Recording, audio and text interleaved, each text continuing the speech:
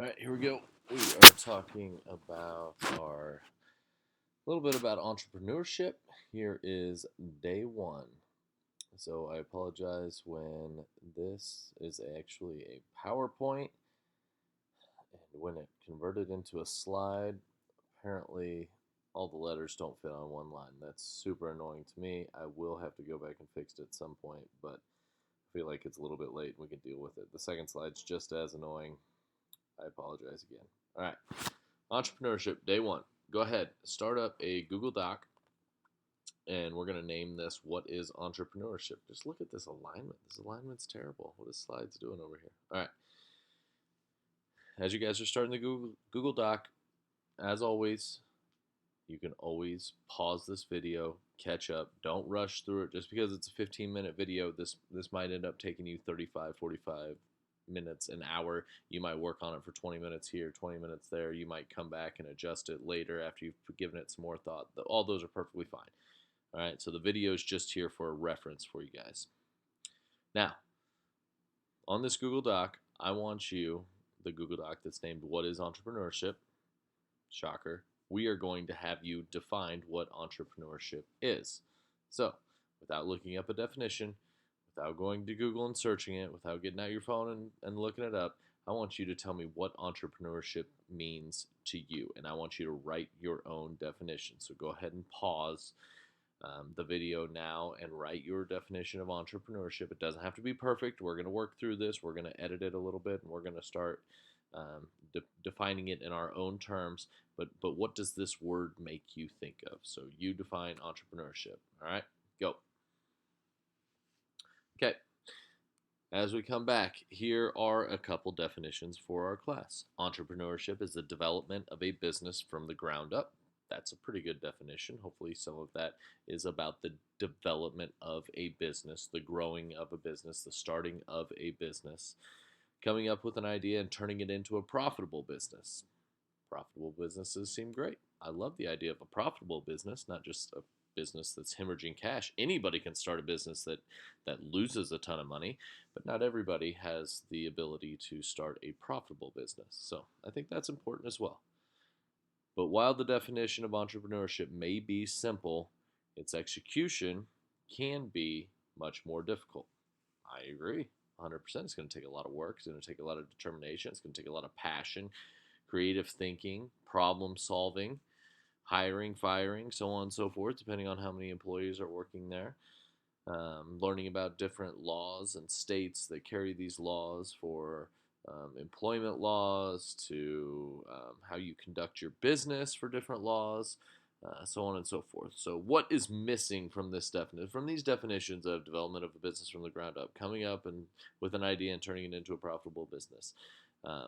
What are we missing a little bit? And I feel like the one thing that we are really missing is that there is an association of risk that goes along with starting out just about any type of business. It could be a financial risk. It could be a risk of your time. It could be a risk of your resources. It could mean that you go into debt. It could mean that you open yourself up liability-wise to other things, whatever that may be. So there's always going to be some association with risk into your business. So I want you to go ahead, stop the video here, and add in some type of risk into your definition. This doesn't have to be one sentence. It could be multiple sentences, but there is an association of risk that's that entrepreneurship brings in. All right. Now, as we come back, some more examples. A person who organizes and manages any enterprise, especially a business, usually with considerable initiative and risk. I really like that. It does take initiative and it does take risk. That's great. So if you want to edit your definition, add any of that stuff in. You don't have to copy it word for word. Like, these are on the PowerPoint. I wanted this to be your definition, though. Another example, the capacity and willingness to develop, organize, and manage a business venture along with any of its risks in order to make a profit. Yeah, that's great too. And a business venture could be a non-for-profit as well, right? Just like Giving the Basics is a non-profit organization, and they help thousands, if not tens of thousands of people every single year with toothpaste and toilet paper and toiletries and shampoo and all that type of stuff, those basic necessities. And then that's not a profitable business. That is something that is a nonprofit business. So it could be that as well. All right, I like both those definitions are great. So see if you want to add any of that stuff into your. Don't get stuck on the profit. The profit is not the end all be all. I do think it's important. We do need to make money, but not the end all be all. There's definitely risk. As we go on, okay, we're going to flip the script around just a little bit. And below this definition of entrepreneurship, I'm sure you came up with just an absolutely fantastic definition of entrepreneurship. Now I want you to tell me 5 things that you are interested in right now. And the normal thing that I get is baseball, basketball, football, hockey, soccer, lacrosse. Nope, those are sports or athletics, however you want to go about saying that. That's great, but that's one thing. All right? So try to be a little diverse in your thinking and not just a one track interests. Okay, so I just wrote some out and I just gave you some examples. Sports, obviously, I love sports. I love coaching sports. I love playing sports. I love watching sports. I like reading about sports. I like watching documentaries about sports. Those 30 for 30s are fantastic. So there's lots of different things that I love about sports, but that's number 1. Number 2, right now, I think I told you guys on the PowerPoint, my wife and I put a pool in over the summer, so I've been looking at a ton of different landscaping ideas, and I really enjoy it. It's really hard work. Some of it kind of stinks sometimes. I spent all weekend working on landscaping, moving like 2 tons of Missouri Rainbow River rock into the backyard, but it looks great. It's an old person thing. It's okay. So I'm kind of into landscaping right now. I don't know that I'm good enough to actually do anything with that, but we'll see. Grilling, pellet smoking, that's definitely something that I'm interested in. That's something I use like every single weekend. It's great. Coaching Little League sports, I've had so much fun coaching my son's baseball and football teams. Like it's unbelievable. It's way more fun than I thought it would ever be. When people say like, "Oh my gosh, you poor thing, you're at the baseball field for 8 hours. You played 5 games on Sunday." I was like, yeah, we did. And we made it to the championship and we played awesome. Like it was so much fun. I wouldn't trade that for anything. But anyway, and so I went on, I did some podcasting, videography, investing, real estate, carpentry. I'm interested in it, but I'm not very good at it. Art. So things that you are interested in right now. I only asked you to do 5. I put in 10. Go ahead, pause the video. Really think about this. Take some time. Take 5-10 minutes and really think about 5 things that you're interested in. If you come up with 10, 10's great. 10's an awesome number. But at least 5. But really focus, hyper focus, and put some work into this. All right. As we come back, 5 talents or skills that you have. Now you can be interested in something. Just like I said, I'm interested in carpentry, but that's not necessarily a skill of mine. I tried to build a cooler bar in my sunroom, and I was on Pinterest, and I was looking at it, and I thought it was going to be super cool. Yeah, it's made out of pieces of pallet. Mine's a nightmare compared to what it was supposed to look like. So my carpentry skills are, I'm not really talented in the carpentry area. However, I do have some other ones. I'm a good critical thinker. I'm creative. I love problem solving. I am athletic. I have a ton of coaching experience. I have a lot of public speaking experience. There is some organizational things. Now, not everything. I'm not completely organized in every single way, but in different things, I am extremely organized and detail oriented. Punctuality, I don't know how far that's going to take me, but I try to show up on time a lot.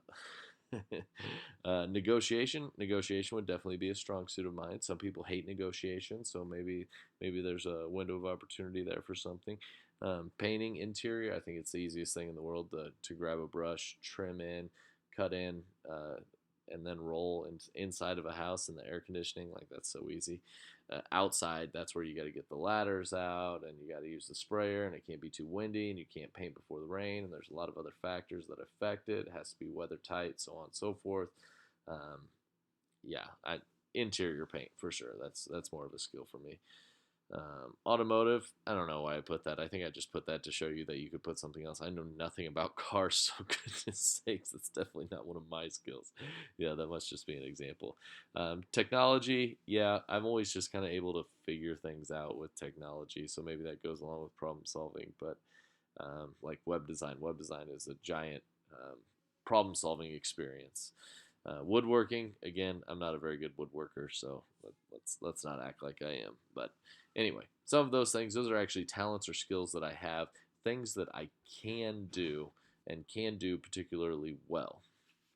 All right, as we go on to the next one, you can pause that, come up with those. I believe I asked you to come up with 5 of those, but you guys, if you want to come up with 10, you can absolutely come up with 10 of them.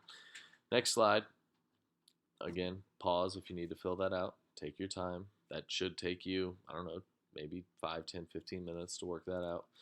If money didn't matter, what would you do with your life? And I think this is a really important question. And this is not a question with a lazy answer. This is not oh, I would sleep. Oh, I'd do nothing. Oh, I would just play video games all day. No, that's not the answer to the question. Those are all great. I love all of those things. There are times that I love doing nothing, that I love sleeping. Actually, I wake up really early, so that sleeping's optional to me. Watching Netflix. Well, there's only a limited amount of shows, and you can only play Call of Duty for so long until you get completely bored, and then everybody else either gets older and doesn't play, or has to go to work, and you have nobody to play with. So let's come up with something that is still making you a productive member of society, but something that you just think maybe you don't know if it's a career or not, but something that you think you would like to do. This is also like the lottery question. Like if you won $400 million in the lottery tomorrow, what would you do with your life? You would want to do something. You'd still want to make your life meaningful. Would you go and help people? Would you donate your time to charity? Would you start your own business? What would you do with your time? Would you build a golf course? I don't. Yeah, some of that land right across the street from St. James, over by the football and softball field. Like I always thought, man, if I won the lottery, how cool would it be to build like a little 6-hole golf course with a driving range over there? That would be awesome. And then I just go to the golf course every day, and that would be my job. I think it'd be super fun. I haven't won the lottery, so I don't think it's going to be a golf course. But moving on. Side hustle project. So what we have with a side hustle project, that's going to be one of the assignments that we cover in our class, and this is something that you'll be required to actually go out and sorry, I was getting a message from Mr. Webker right there. You are going to go out and find a way to generate at least $100 worth of revenue. And that might sound like a lot. That is really not very much money at all. So you have to generate $100 worth of revenue. I will give you a ton of different examples. We've had people make furniture. We've had people make cupcakes and sell them. We've had people buy donuts and just resell them. And eat the leftovers. We've had people do lawn service. We've had people, especially now, and think of what's in demand right now. Like people are overseeding, people are raking leaves, people are doing landscaping projects, people are painting their house, people are staining their decks. They're doing things that are outside. It's really good weather for that. Starting a lawn mowing business right now in the fall is probably pretty tough. That might be a spring project. But those types of things. And again, I want you to try to integrate some of the things that you are talented at, because you need to actually be able to do the work or the service, if it's a service, and things also that you're interested in. Just because you are going to do, most of the time, you're going to do a lot better job if you're interested in something than if you are not interested in something. But this is going to be, so you're going to come up with 10 ways that you can make money. And you can do a combination of things. We've had people come up with like four different things to make there. They made stickers, but they only made $20. So they made $20 on stickers, and they flipped it over to do another thing. Then they did another thing. Then they did a third thing and a fourth thing, and they ended up finding their specialty or the sweet spot or whatever it was. They ended up finding a way to generate that revenue, and sometimes that comes in multiple ways. So, all right, that's definitely going to take some time. But these are, again, you have the skills, you have the resources, and you have the passion to want to do it. If you don't want to mow somebody's yard, if you don't want to go up to somebody's house, knock on the door, and ask them if they would like um, their lawn mowed for $25, then that's not going to be a good side hustle for you. Okay?